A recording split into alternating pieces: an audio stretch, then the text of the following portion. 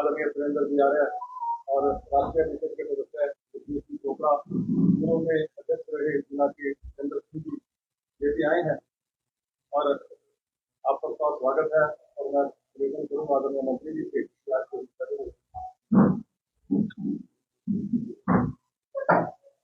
आज की प्रेस वार्ता में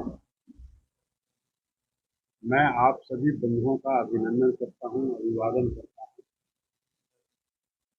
आपको प्रणाम करता हूं और प्रदेश के नेतृत्व ने कहा कि सब जगह सभी जिलों में बजट के बारे में चर्चा करके आप सभी बंधुओं से बातचीत की जाए। उसी निमित्त मेरे साथ भारतीय जनता पार्टी के अध्यक्ष नवनियुक्त हुए आदरणीय शिवपाल जी हमारे बीच में, जगदीश शुक्ला जी हमारे बीच में, सुरेंद्र आर्य जी। बजट का जहां तक सवाल है 2024-25 का, ये 48 लाख करोड़ का बजट 2013-14 में 16 लाख करोड़ का बजट हुआ। 10 सालों में 3 गुना 16 लाख करोड़ से 48 लाख करोड़ का बजट। और इस बजट में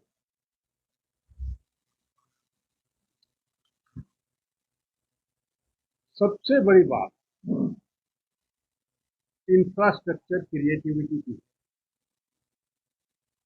किसी भी बजट में जो कैपिटल एक्सपेंडिचर हो, जो इंफ्रास्ट्रक्चर को बनाने का बजट होता है, उसमें यदि हम खर्चा अधिक करते हैं तो कहते हैं कि देश के जो इकोनॉमिस्ट हैं बड़े बड़े, वो ये सब कहते हैं कि इंफ्रास्ट्रक्चर में, कैपिटल एक्सपेंडिचर में अगर बजट की परसेंटेज ज्यादा हो तो वो बजट अच्छा माना जाता है।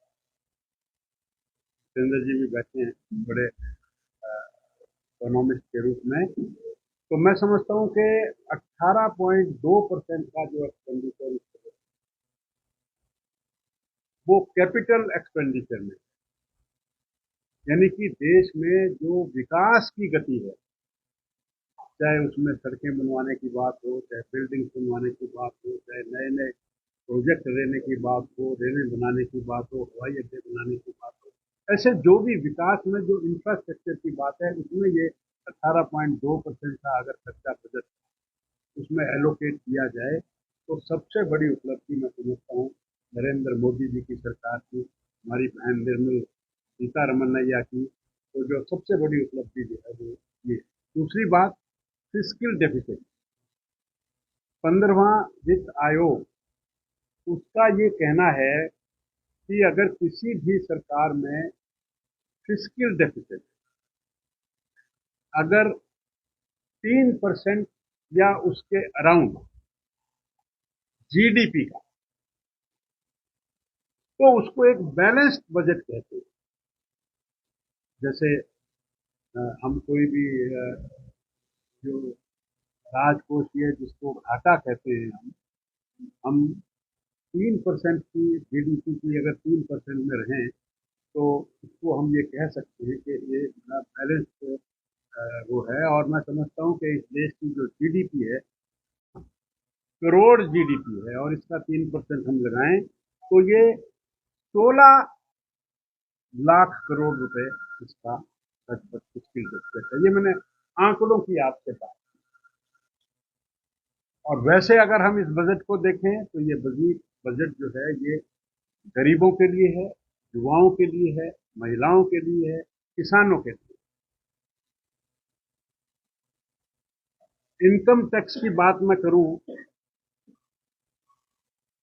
तो 7,75,000 तक की इनकम जो है, जो हमारे जो गरीब तबका है, जो जिनकी कम आय है, जो पहले ये 2.5 लाख 3 लाख तक होती थी, आज मैं ये कह सकता हूं कि 7,75,000 तक की इनकम के लिए उसको एक भी पैसा इनकम टैक्स का नहीं देना।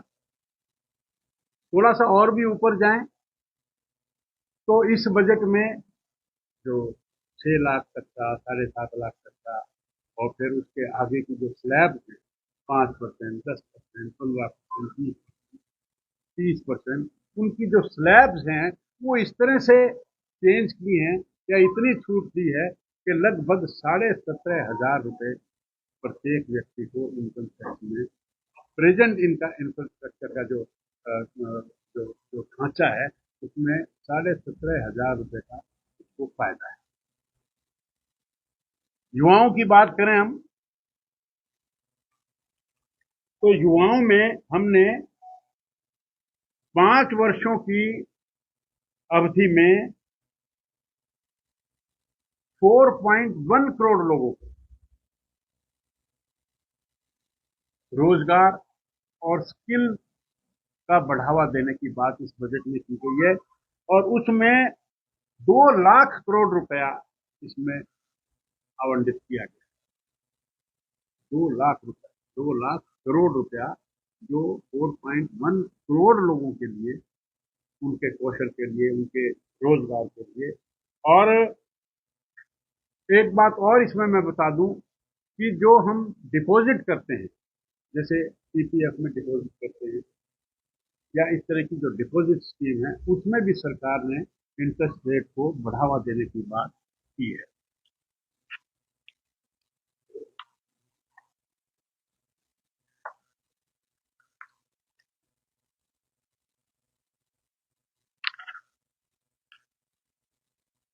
जहां तक महिलाओं का सवाल है, महिलाओं के लिए जो लखपति दीदी की बात माननीय मोदी जी करते हैं, ऐसे उसमें 3 करोड़ महिलाओं को लखपति दीदी बनाने का इसमें प्रावधान किया गया है और उसके महिला सशक्तिकरण के लिए 3 लाख करोड़ रुपया इस बजट में से रखा गया है।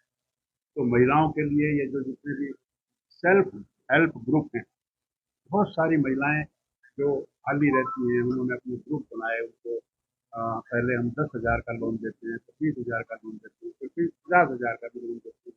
तो इसके लिए उन्होंने 3 लाख करोड़ रुपया इसके लिए रखा है और एक महिला एक ग्रुप बनाती है, वो 10,000 का लोन देती है, 20,000 का देती है, 50,000 का, और फिर वो बाकी अपनी जो सखियों को कोई भी जो स्किल है वो उसको सिखाती है, चाहे वो कपड़े बुनने की बात हो, चाहे वो अचार बनाने की बात हो, चाहे अलग अलग तरह की कोई भी जो चीजें हैं वो अपनी मार्केट में बेच सकती हैं।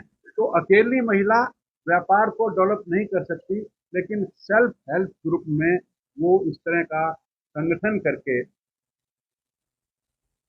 अपने आप को आत्मनिर्भर करके और महिला सशक्तिकरण करके इस ओर भी सरकार ने हमारे को विशेष ध्यान देकर 3 लाख करोड़ रुपया इसके लिए उन्होंने रखा है। बजट में 1 करोड़ शहरी गरीब लोगों को आवास देने के लिए 10 लाख करोड़ का बजट इनके लिए रखा है। मतलब जो रोटी कपड़ा और मकान हम लोगों को, जो गरीब लोग हैं, जो माननीय दीनदयाल जी का हमारा एक सपना भी है कि जो समाज में पंक्ति के आखिर सीट पर बैठा है, जो असहाय है, निर्बल है, दुर्बल है, उसकी सहायता के लिए भी हमने 10 लाख करोड़ रुपया इसमें रखने का प्रावधान किया है।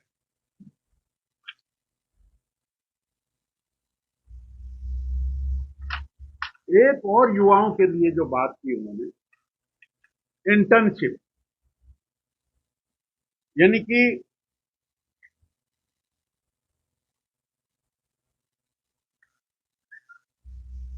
1 करोड़ लोगों को उनकी पढ़ाई के बाद जो आईटीआई कर लेते हैं उनको अच्छी नौकरियां नहीं मिलती, ऐसी 500 जो कंपनियां हैं उनको छांटा है, उनमें इंटर्नशिप देने की बात की है। इंटर्नशिप का मतलब 1 साल की ट्रेनिंग, और वो ट्रेनिंग भी पेमेंट के साथ। पहले साल उनको 6,000 रुपये मिले और फिर बाकी 11 महीने 5,000 रुपये उनको दें। ऐसे करके लगभग इसमें भी 1.5 लाख करोड़ रुपया आवंटित किया है भारत की। तो ऐसी मित्रों अनेक उपलब्धियां, बहुत सारी। एमएसएमई में किसानों के लिए एमएसपी में बढ़ावा देकर इस बात को इंश्योर किया है कि उनकी रिटर्न 1.5 गुना होगा, 1.5 गुना लाभ उनको हो किसानों के लिए। और किसानों के लिए ऋण की व्यवस्था है, फसल अगर खराब हो जाती है उसकी व्यवस्था है। ऐसी अनेक बातें किसानों की फायदे के लिए भी हमारी भारत की सरकार ने, नरेंद्र मोदी जी की सरकार ने उसमें बात रखने की बात की है।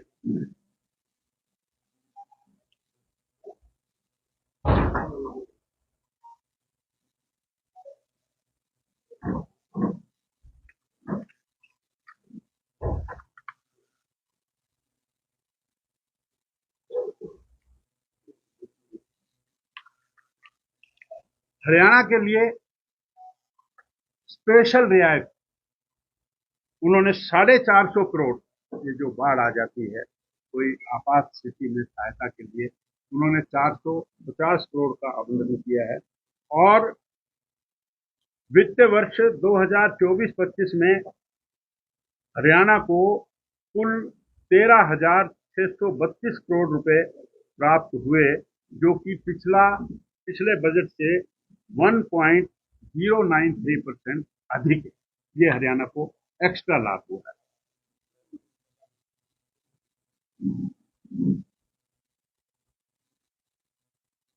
सामाजिक क्षेत्र में भी हरियाणा को पहले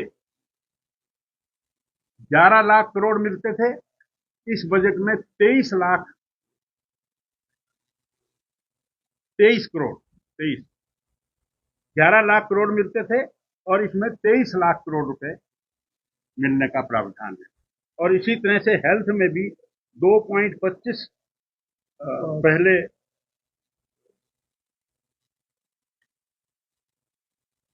2.25 लाख करोड़ था और अब ये उसमें वृद्धि होकर 5.85 लाख करोड़ जो है, करोड़, लाख नहीं है इसमें, करोड़ का हमें फायदा हुआ है।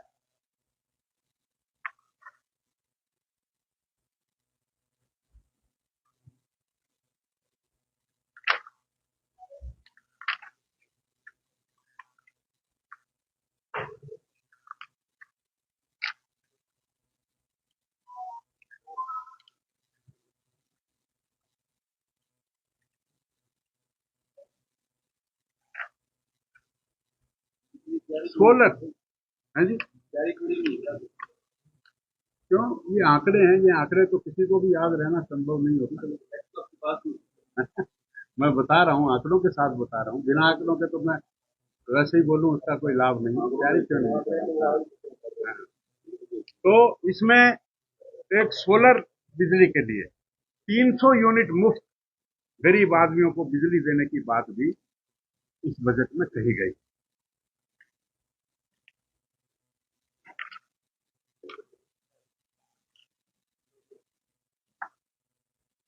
लगभग मोटी बात मैंने आपको बताई है।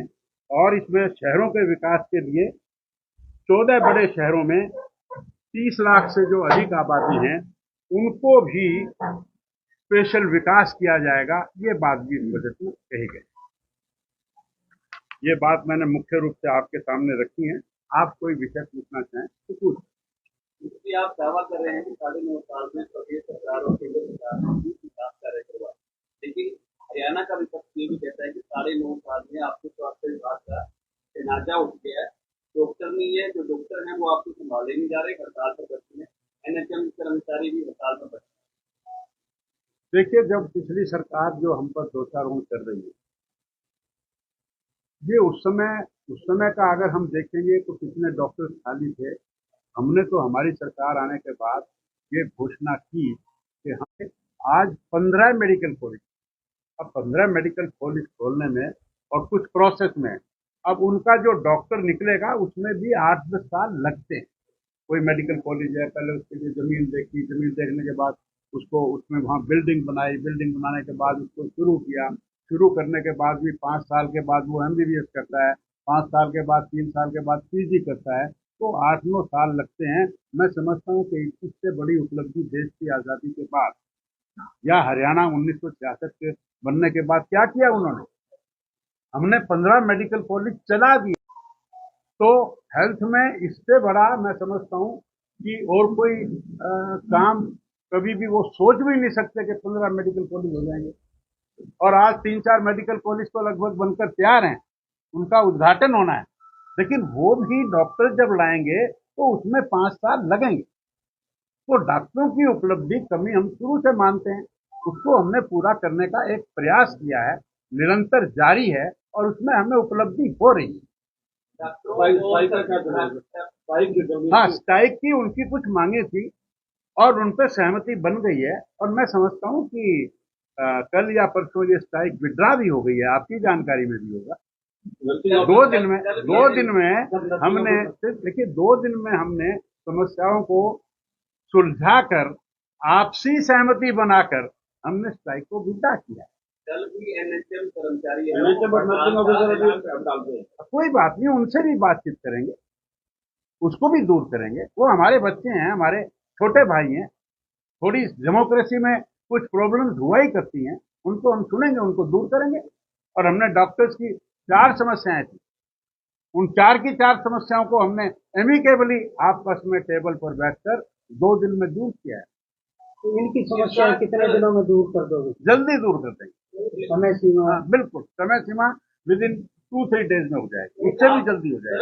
आप खुद डॉक्टर हैं, डॉक्टरों की भावना तो आप अच्छी तरह जानते हैं, कितनी पीड़ा है उनको, सरकार उनकी मांगे ना पूरी करे। नहीं तो कर दी ना पूरी। आप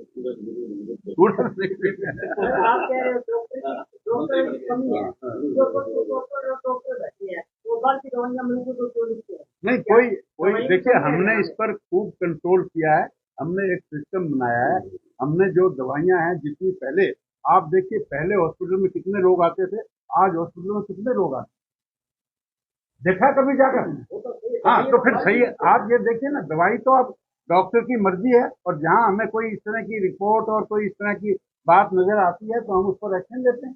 लॉ एंड ऑर्डर को लेकर बड़ा सिलसिला बना हुआ है, इसको विधायक के संपत्ति तक पहुंच चुकी है। किस लॉ ऑर्डर की बात करें हम, जिसमें कांग्रेस सरकार में श्रीमती इंदिरा गांधी प्राइम मिनिस्टर को मार दिया था, जिस सरकार में दूसरे प्रधानमंत्री राजीव गांधी को मार दिया था, और जिसमें ये गोहाना कांड हुआ, जिसमें ये जो मिर्चपुर का कांड हुआ, कौन से लोग लॉ एंड ऑर्डर की बात करते हैं? नहीं, पुनरावृत्ति की बात नहीं है। हमारे हिसार में एक गोली चलाते हुए लोग आए थे, उनका क्या हश्र हुआ आपको पता है?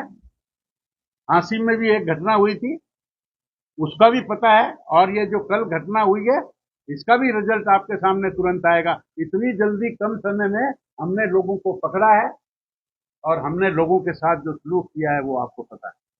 सर, प्रदेश के स्वास्थ्य मंत्री हैं, शिक्षा का मेडिकल कॉलेज अभी भी कागजों तक ही सीमित रह गए, टेंडर कैंसिल हो गया। देखिए, राष्ट्रपति द्रौपदी मुर्मू को ऑनलाइन इसका शिलान्यास कर चुकी है, मुख्यमंत्री आपसे भी चर्चा ही नहीं होती। देखिए, जनरल बात, एक पर्टिकुलर की बात तो इस समय मैं नहीं बता पाऊंगा आपको, लेकिन मैंने जनरलाइज आपको बताया। 15 मेडिकल कॉलेज शुरू है ना, 3 मेडिकल कॉलेज का हम ओपनिंग सेरेमनी करने की पोजीशन में है ना, तो 18 मेडिकल कॉलेज हो जाएंगे और सभी जगह। हाँ, सच्चे वाले को भी कर देंगे, लेकिन 19वां हो जाएगा। अड़चन क्या है? नहीं, मैं अब ऐसे एक पर्टिकुलर बात का जवाब नहीं दे सकता। चुनाव की तैयारी हमारी तो 24 घंटे चुनाव की तैयारी रहती है। तो एक तरफ वो संगठन है जो 8 साल से अपने जिला अध्यक्ष नहीं बना पाया, 8 साल से अपनी प्रदेश की कार्यकारिणी नहीं बना पाया। हमारे यहाँ तो राष्ट्रीय अध्यक्ष, प्रदेश अध्यक्ष, जिला अध्यक्ष, बूथ अध्यक्ष, मंडल अध्यक्ष और पन्ना प्रमुख तक बने हुए हैं, 24 घंटे बने रहते हैं। जिसके बाद कहाँ लगी निराशा? तीसरी बार हिंदुस्तान की हिस्ट्री में, दूसरी बार 3 सरकारें लगातार भारतीय जनता पार्टी ने बनाई हैं। एक तरफ कांग्रेस थी, जिनकी 400 सीटें आई थी, वो 42 आई, 54 आई, और आज भी 100 का आंकड़ा नहीं पार, टच भी नहीं कर सकी। और जो उनका जो इंडी गठबंधन है, उनकी मिलाकर भी 230 सीटें, और भारतीय जनता पार्टी की तो अकेले की 243 सीटें हैं। क्या मुकाबला करेंगे जी आप? उनका तो टारगेट था 100 का, वो 90 तक पहुंचे। हाँ, मुझे पता था आप ये प्रश्न पूछेंगे। देखिए कितना अच्छा प्रश्न है। एक होशियार बच्चे ने ये कहा कि मैं तो 80% नंबर लाऊंगा, वो फर्स्ट डिवीजन लेता था, और उसके 80 की जगह 70 आ गए। उसके लिए खुशी बनाई जा रही है कि उसके 80 नहीं आए, उसके 70। अरे तुम्हारे तो 33 भी नहीं आए, तुम तो फेल हुए हो। उस बात का दुख नहीं है, वो इस बात के लिए खुशी है कि जिसने ये कहा था कि हम 400 पार करेंगे, उसकी 250 सीटें आ गई, इसलिए उनको दुख। देखो कितनी विचित्र बात है। सर आपने प्रदेश में मुख्यमंत्री बदल दिया, प्रदेश अध्यक्ष बदल दिया, 5 जिलों के अध्यक्ष भी बदल दिए, तो अब भाजपा किस मोड में है, क्या करना चाहती है? नहीं बदल लिए, ये तो संगठन में कोई ऐसा थोड़ी कांग्रेस की तरह आपस में लट झगड़। अब यहाँ तो हमारी पुरानी अध्यक्ष भी बैठी है, नए अध्यक्ष भी बैठे, ये देखो, हम झगड़ा और दोनों के चेहरे देखो आप। ये बदलना परिवर्तन जो है वो सृष्टि का नियम है, आना जाना लगा रहता है। कौन सा 24 में परिवर्तन क्या होगा? सरकार हमारी तीसरी दफा आएगी, सरकार हमारी तीसरी दफा आएगी। कांग्रेस में उनकी प्रदेश कार्यकारिणी तो वो बना नहीं पाए, पूछिए उनसे, उनकी प्रदेश कार्यकारिणी बनी हुई है क्या? कितने साल से नहीं बनी हुई? 8 साल से नहीं बनी हुई। ये कोई स्वाभाविक बात है, ये कोई तरीके की बात है क्या? गुप्ता जी, आप कहते थे तीसरी बार सरकार बनेगी तो 5 और तस्वीर हम ले लेंगे। हाँ। तो तीसरी बार सरकार ले लेंगे जी, आप चिंता क्यों करते हो? देखिए मेरी बात सुनिए, भगवान राम का मंदिर 500 साल पहले बाबर आया, क्या किया? देश की आजादी के बाद भी कांग्रेस ने क्या किया? और देश को तोड़ने का काम किया, पाकिस्तान बनवा दिया, पूर्वी पाकिस्तान, पश्चिमी पाकिस्तान, और 1962 में अक्सई चीन बनवा दिया, और धारा 370 लगा दी। हमने आकर 500 साल की दास्तां को तोड़ने का काम किया ना, लेकिन लगे, समय तो लगे ना। धारा 370 देश की आजादी के 72 साल के बाद तोड़ी ना, तो आज हम ये दावे के साथ मैं कहता हूं, आप रिकॉर्ड करिए कि हम पीओके को भी लेंगे और हम सीएको को भी लेंगे। समय लग सकता है। ठीक है, प्रधान जी हरियाणा में जो चुनाव है 370 पे लड़ोगे क्या? जो राष्ट्रीय मुद्दों में लड़ोगे? नहीं, विकास पर लड़ेंगे, सभी बातों पर लड़ेंगे, किसी भी बात को छोड़ेंगे नहीं। मंदिर पे लड़ोगे? हाँ, क्यों नहीं लड़ेंगे? आप तो प्रदेश के मंत्री हैं, अब आपकी 24 में तैयारी है चुनाव की? 24 में सबकी तैयारी है, हमारी पूरे संगठन की तैयारी है। आप मेरे से व्यक्तिगत प्रश्न क्यों कर रहे हैं? नहीं, पर्सनल सवाल नहीं। आपको फिर मंत्री देना भारतीय जनता पार्टी की सरकार अच्छे बहुमत से तीसरी दफा आए। प्रधान जी को देना है, प्रधान जी को लगाना दो। हो गया ये होगी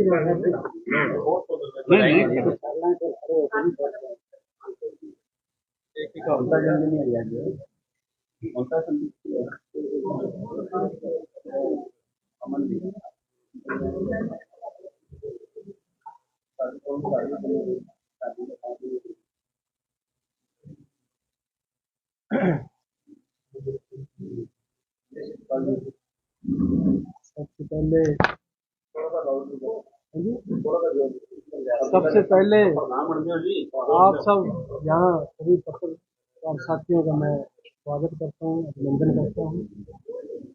आप सब जानते हैं एक चुनाव हमारे जो संगठन की प्रक्रिया है, इसमें मुझे जिलाध्यक्ष के रूप में पार्टी ने चुना है, और मैं इसके लिए हमारे प्रदेश के प्रदेश अध्यक्ष माननीय